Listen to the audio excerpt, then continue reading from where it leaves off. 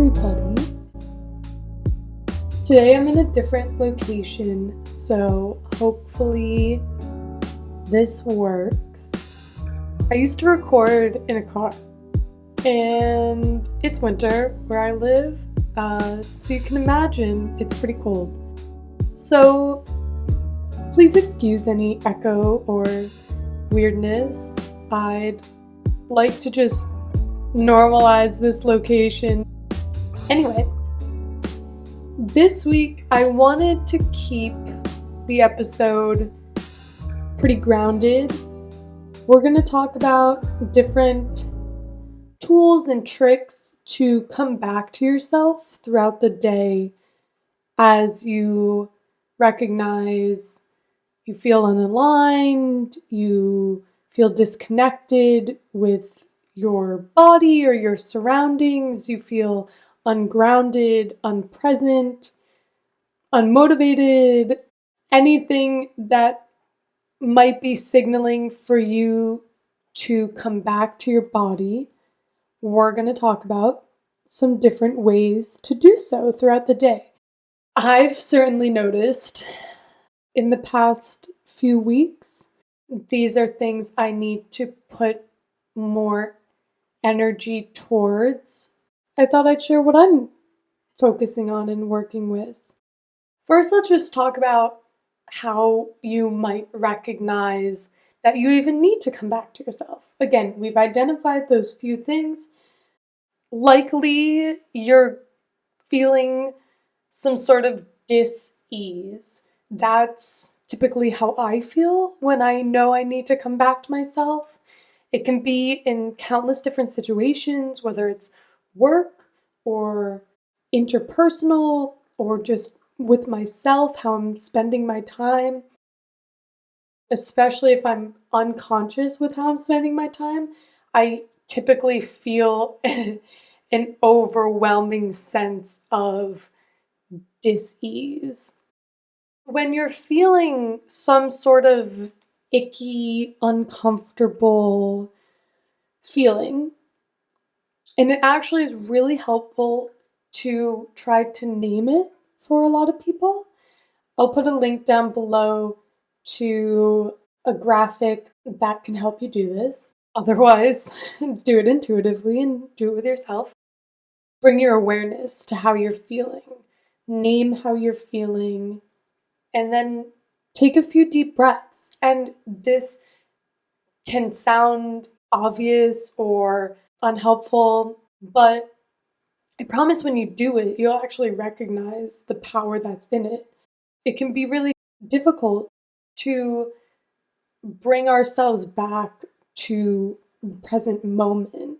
But the whole point is, if we're on autopilot, if we're unconscious or unawake, I like to say, we're going to get a lot of feedback from our bodies, from our emotions that can manifest as anxiety or depression or unease or discomfort or unalignment or any sort of stuck, stagnant energy like that. So bring your awareness, recognize, okay, I feel like blank. I understand that. I honor that I feel this way, and take a few deep breaths. When you breathe with awareness in your breath, you're grounding yourself and bringing yourself back to your body and back to the present moment. From that starting point, we can then implement these different tools.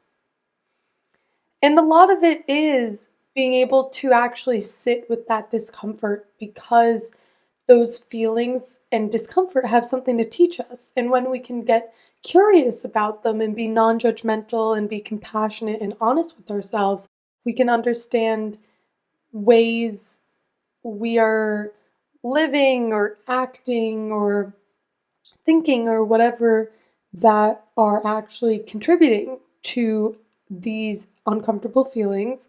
And then we can actually do something about it because it puts us in that driver's seat again. So, the first tool you can implement is distant looking. You've identified how you're feeling, you've sat with it a little bit, you've taken some deep breaths. Look outside, look at the trees, look at the clouds. If it's nighttime and you can see the stars, I highly recommend going and looking at the stars. If you live in a city, go to a park and be in nature and just look, or in any sort of capacity. Practice looking outward, looking in the distance, and again, still focusing on your breath. When we practice distant looking, we're actually putting ourselves in a different sort of environment, so to speak, because so often we're always looking at what's right in front of us, a screen, whatever we're working on, people right in front of us, whatever. But if we take the time and we utilize the practice of distant looking, we're immediately putting ourselves into a different perspective. And that can be really powerful and really grounding, especially when we connect it to nature. And I understand not everyone has nature immediately accessible to them.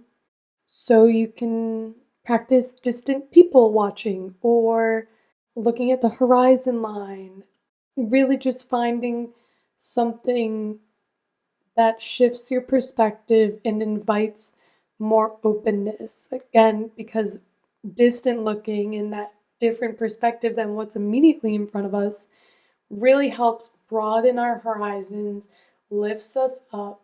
Our heads are back, our shoulders are back, and we are way more open to the world, to a larger perspective. And by doing so, you're inviting openness into how you're feeling.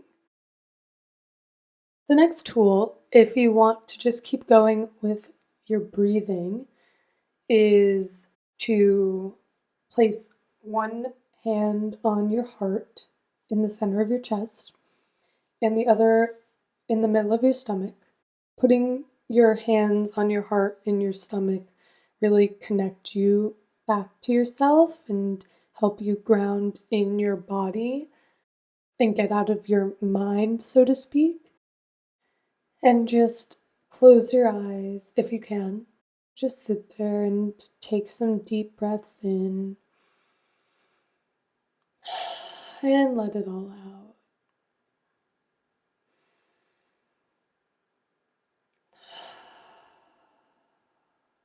Try to extend your exhale for as long as you can, and just continue with that breathing. And you should slowly feel that whatever weight, emotional weight, disease, discomfort that you're feeling is released. And as you breathe in and breathe out, you can say to yourself in your head, breathing in, I welcome in ease and peace and goodness, whatever you feel that you need to welcome in, love, light.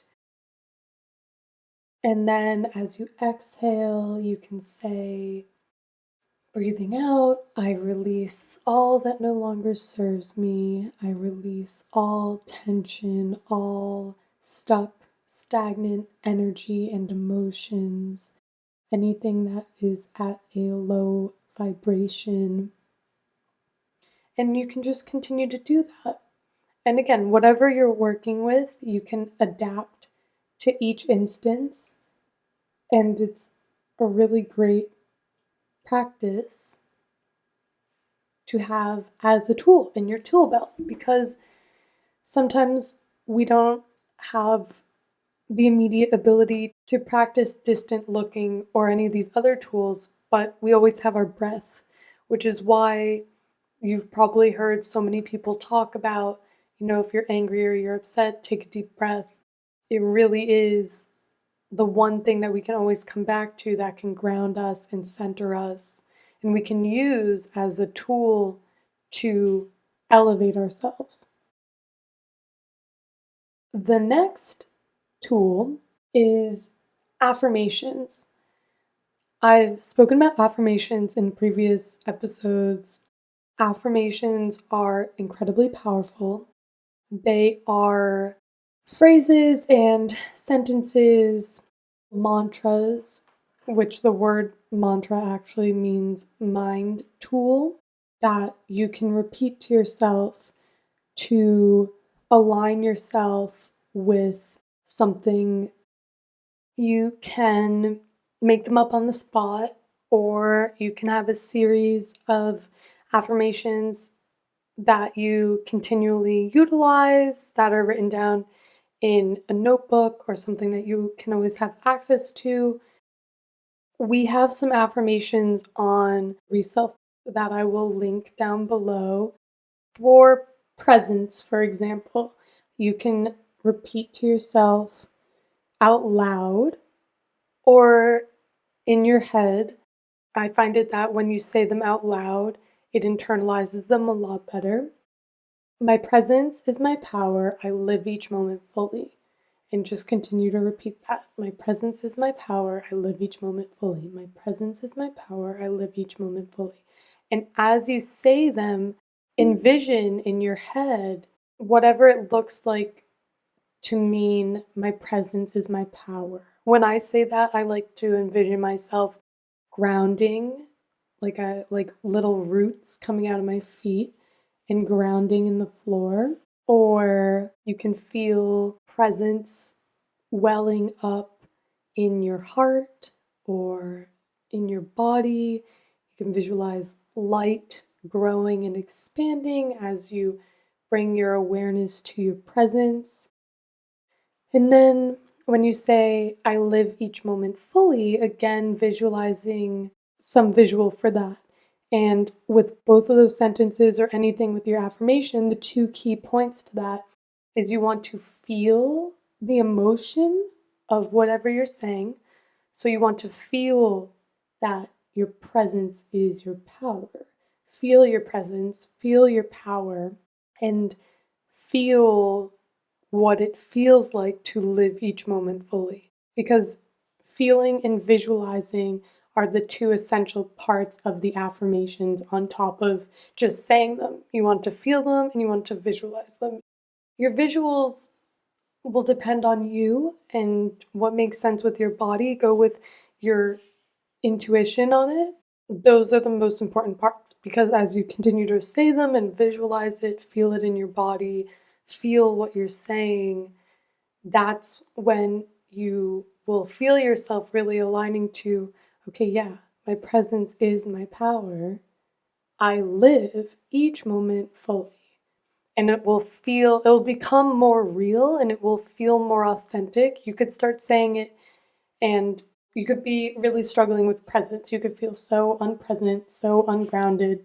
And so it can feel like a fake and a phony to be saying that your presence is your power and you live each moment fully. If you feel like you're so disempowered because you're not being present and you're not living any moment fully, the more you say that and the more you align to it, the more it will begin to feel real for you.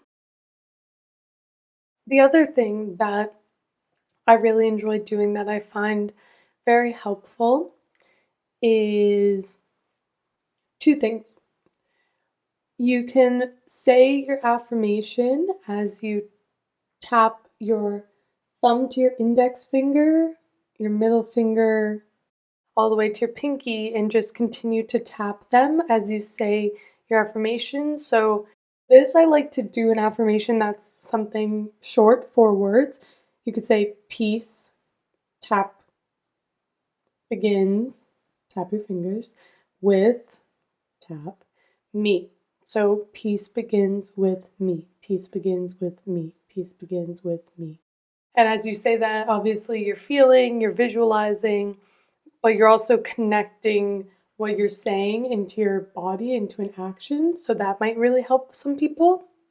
And the other thing that I personally do the most with my affirmations, I do this every morning and throughout the day as I need to, If I don't have access to a mala bead necklace, which is a beaded prayer necklace made out of types of wood or crystals or whatever, or even just a beaded crystal bracelet, I will say the affirmation as I hold one bead, and I will move through the entire necklace or bracelet saying, if it's a bracelet, I'm typically saying one affirmation, going around the beads as many times as I need to before I feel fully aligned with it.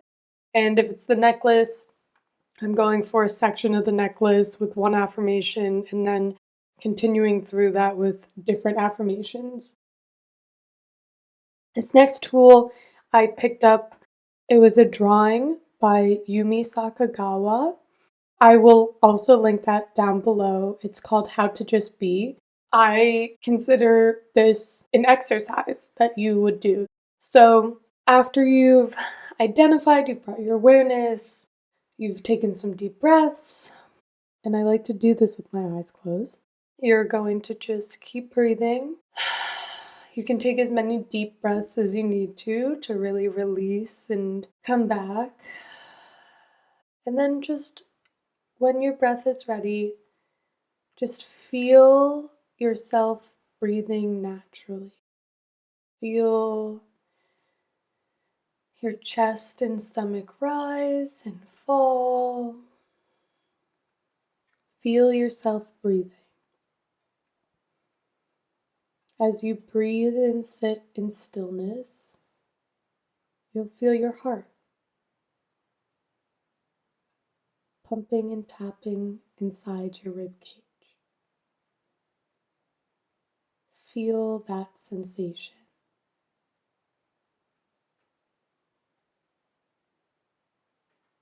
Now, as you're feeling yourself breathing, feeling your heart beating, feel the space behind your eyes. As your eyes are closed and you're still, you're breathing, you're feeling your heart beating, because you're so still and silent, take your sensation, try to focus it on the space behind your eyes. It'll feel like you're kind of coming out from being in front, from feeling like you're almost pressed up against your eyeballs and the front of your brain, and you're kind of just sitting back in your seat inside of your head, if that makes sense.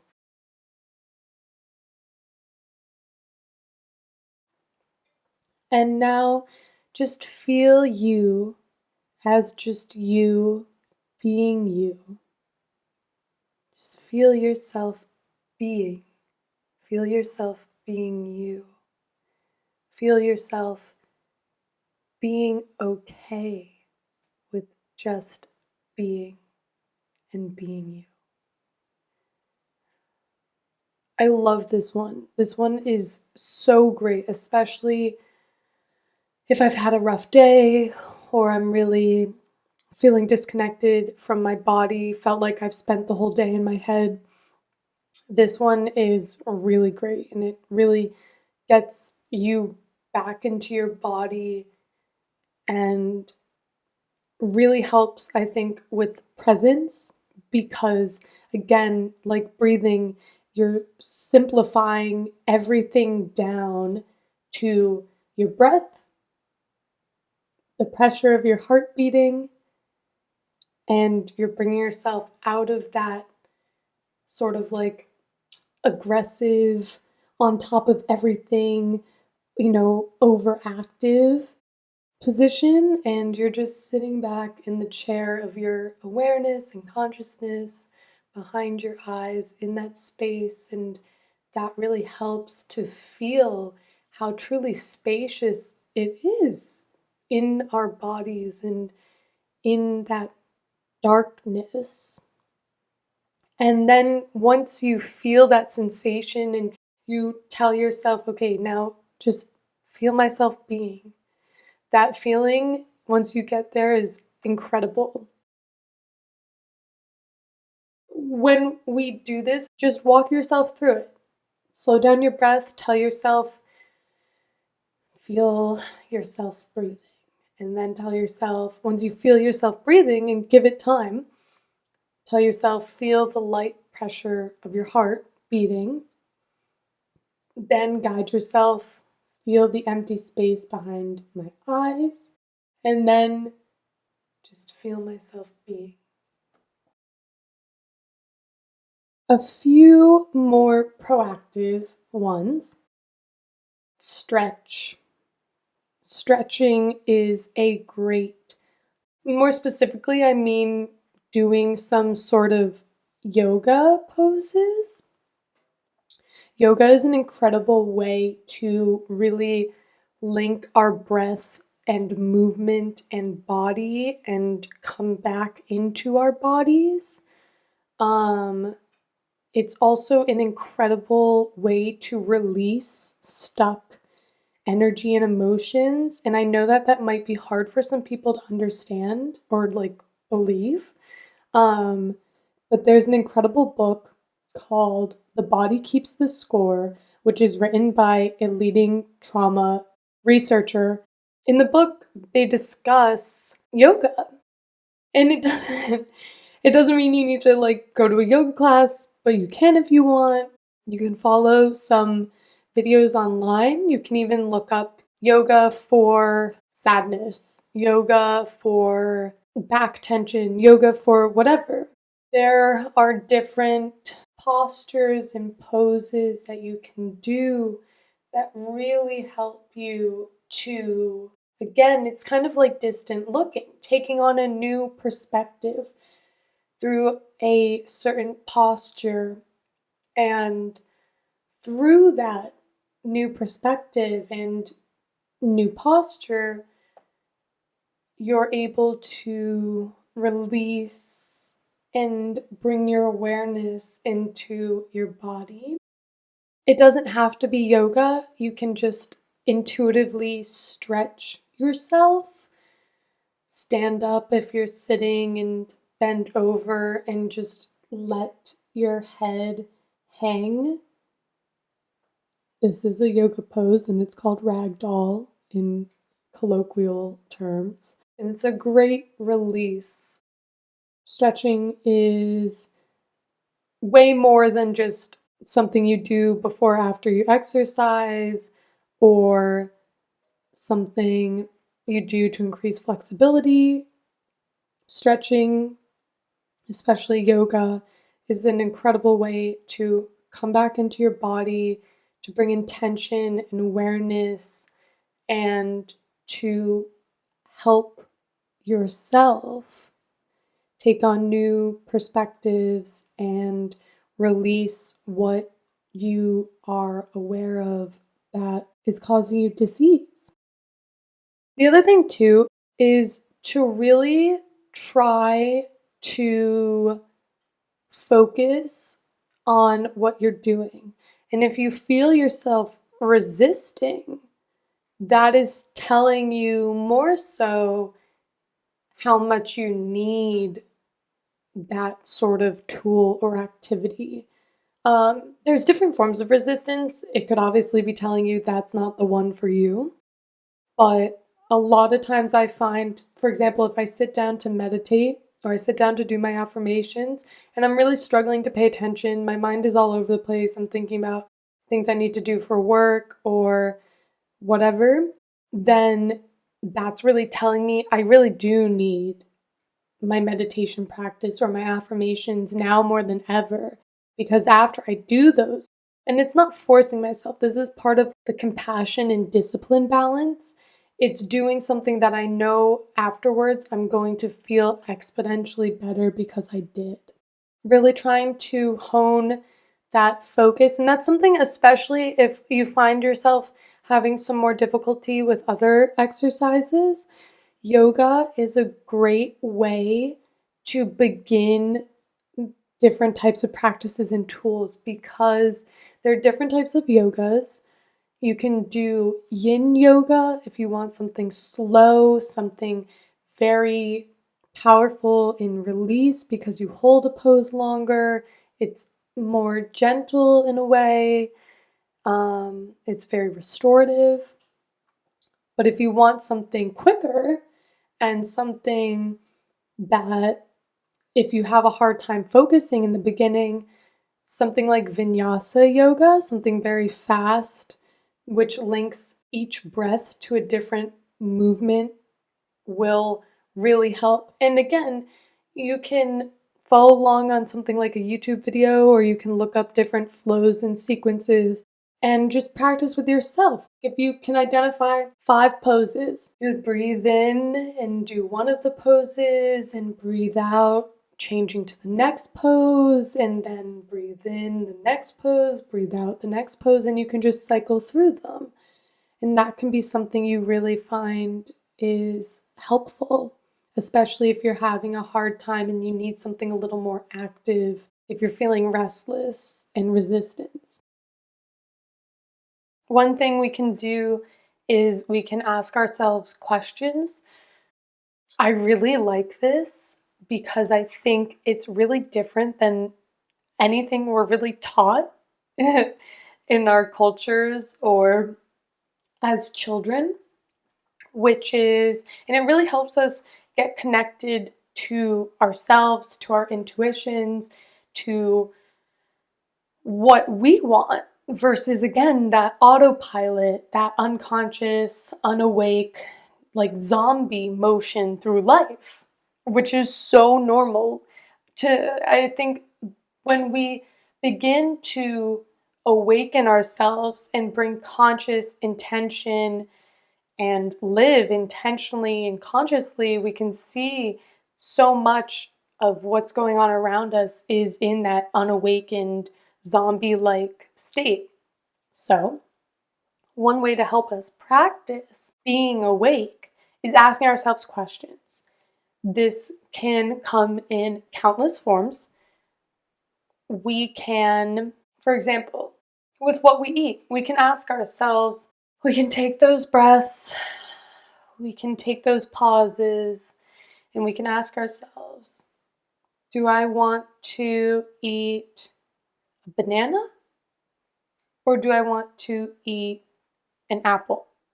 And as we say each of them, we're looking for a feeling or something coming from inside of us that either indicates a yes or a no. This obviously works differently for different people, but practicing with something as small as that really helps us when we have to ask ourselves bigger questions. Do I want to be in a relationship with this person or not? Do I want to take this job or not? Do I want to live here? Do I want to live there?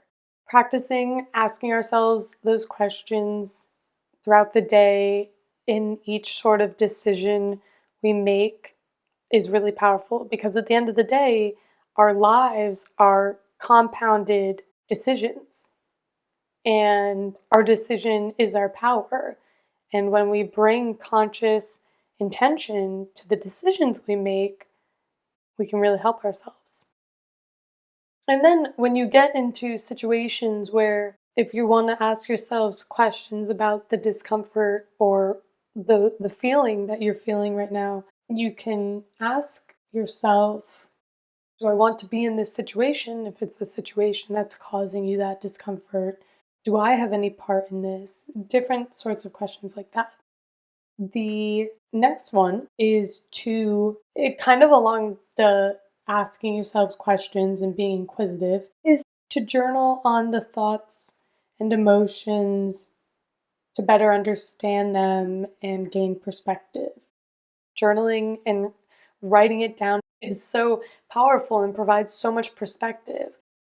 There's a great quote by Shakespeare that I came across the other day, which I really think actually, we don't even need to do an episode on why you should journal anymore, because here it is. Just kidding, we can still do that. But he says, give sorrow words. The grief that does not speak knits up the overwrought heart and bids it break.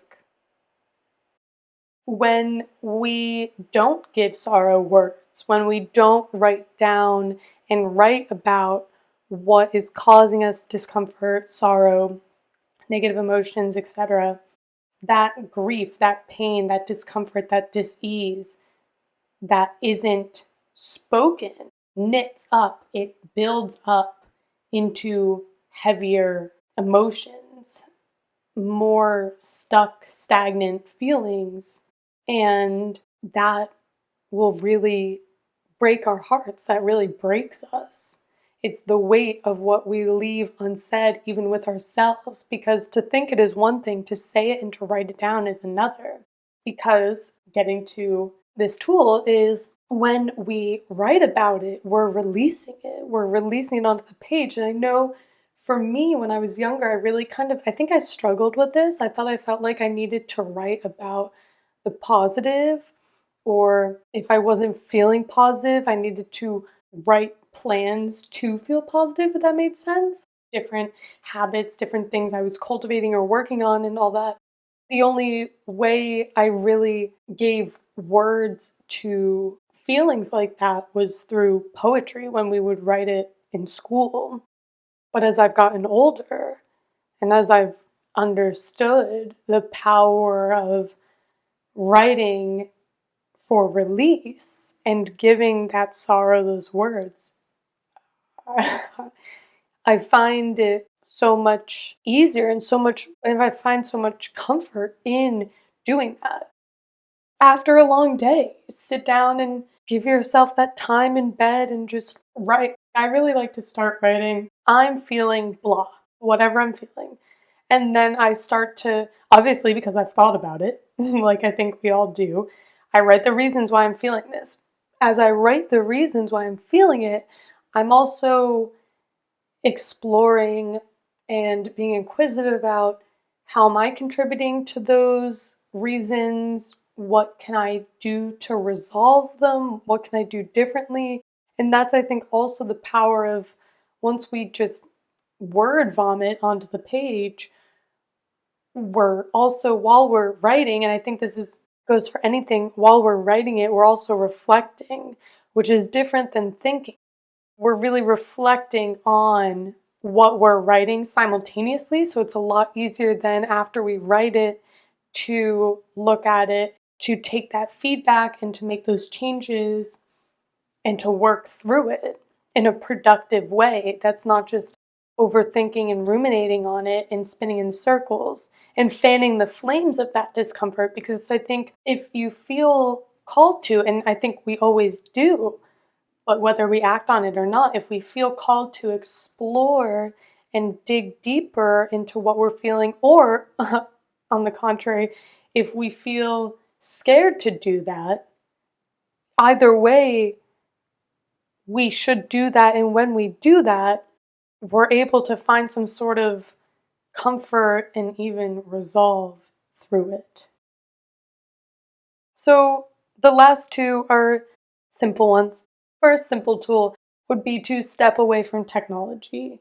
If we're all online right now, either doing school or working, spend a lot of time on technology now, whether we want to or not.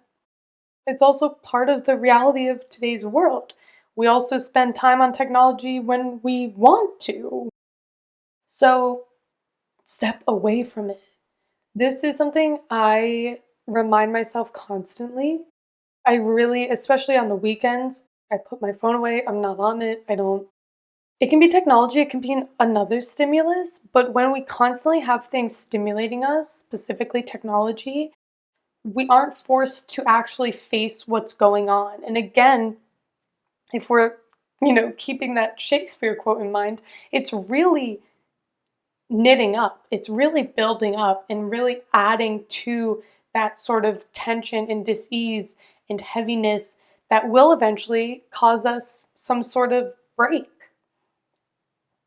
So step away from technology.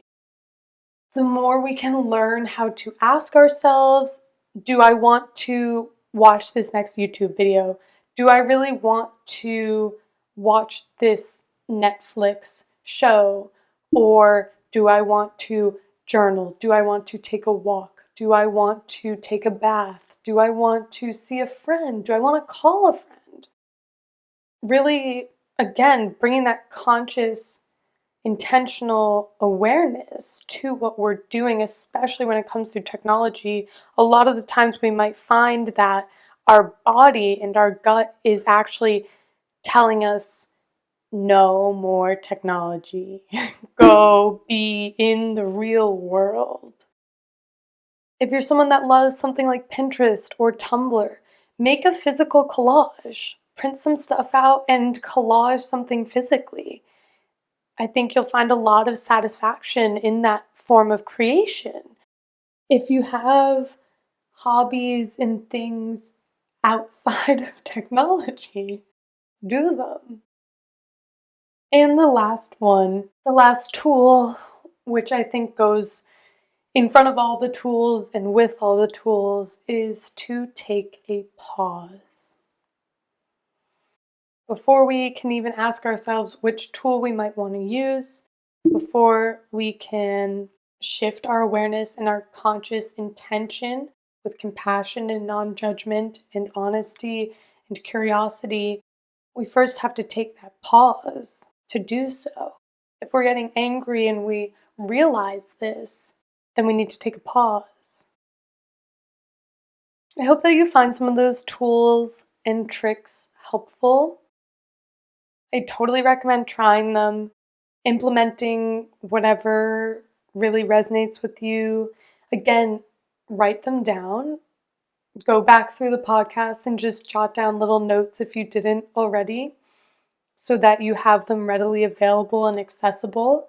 And you've also helped to kind of integrate them into your memory so that when something does arise and when you do pause and bring your awareness, you are ready with different tools to utilize in that moment.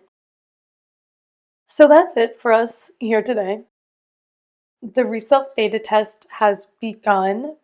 You can continue to apply.